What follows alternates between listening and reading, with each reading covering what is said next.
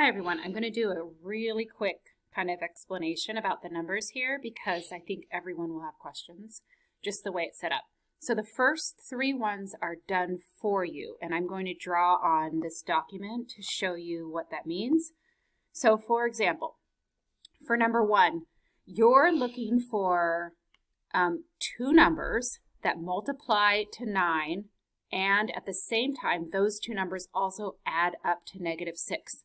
So -3 and -3 work for that. Those are the two numbers that you would write in there. Like for example, for number 4, it's not done for you. You would put two numbers in those two spots. So -3, for number 1, -3 times -3 equals a +9, which is that number on top.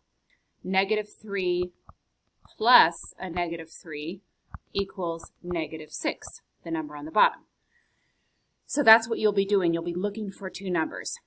So you will first try to look at the top number. Like for number 2, you'd look at 4, and you'd look at all the numbers that multiply to 4. So 2 times 2 would work, -2 times -2 would work, 4 times +1, and -4 times -1 would work. Now, which ones of those, if you added them up, would give you a +4? Well, 2 times 2, 2 and 2 are the only ones that would actually add up to +4. For example, if you added -4 plus a -1, that would be -5, so that wouldn't work. For number 3, -15 times +2 would be -30, and -15 plus 2 gives you -13.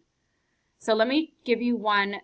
Let's work through one that hasn't been done yet. Let's look at number 4. So 84 is a little tricky. So you've got 21 times 4. Well, one of them has to be negative. So -21 times 4 would not work. We've got 12, -12 times 7.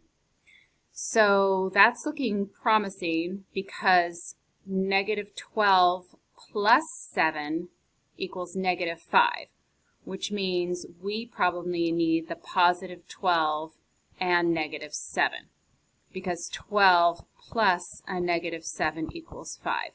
Okay, so then we can put a 12 here and a -7 there. Those would be our answers. Does that make sense? Okay, let me know if you still have questions.